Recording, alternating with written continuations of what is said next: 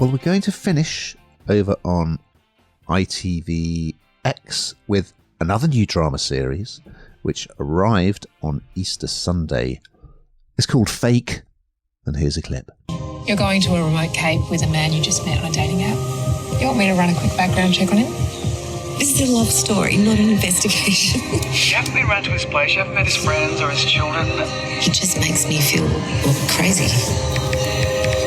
Can I borrow some money? And Joe and I have got to find another $100,000. Oh my God, what have you done? Yeah, so this is a really, from what I've seen so far, I'm really, really enjoying this because this is actually about a subject matter which I think lots of people could fall into a trap over.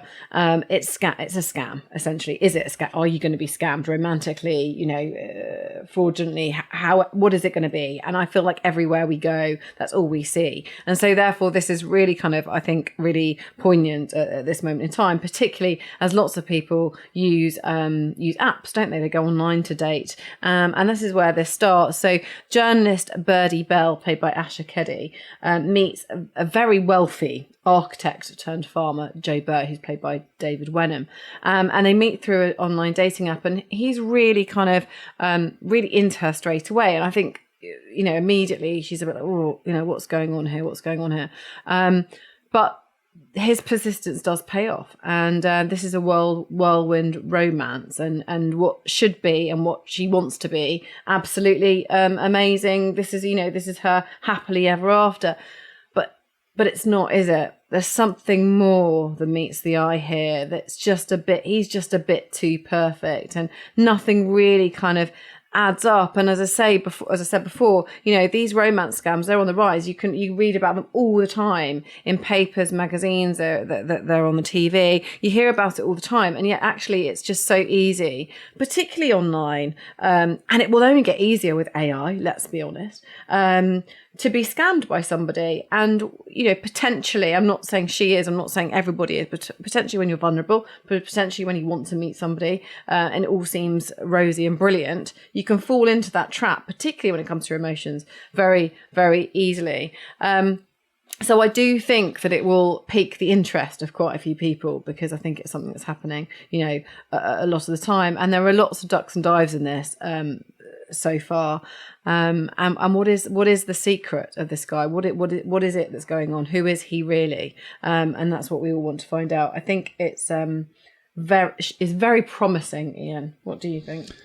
Yeah, I mean, I thought it sounded like a bit of a sort of pot boiler subject matter, but it's really good. I mean, I thought episode 1 was excellent, and I thought David Wenham, who plays this guy who may or may not be dodgy, I thought, where do I know him from? He looks so familiar.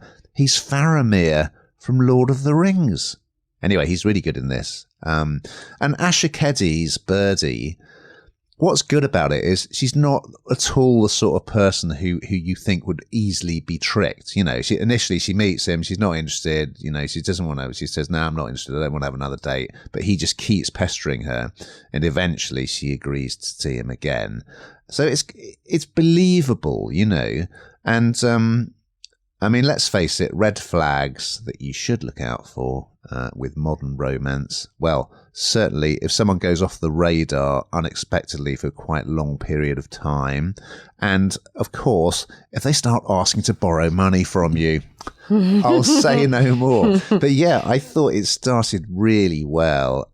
Unfortunately, I think they missed a trick here, because there is this voiceover which from the off kind of tells you sort of what's going to happen.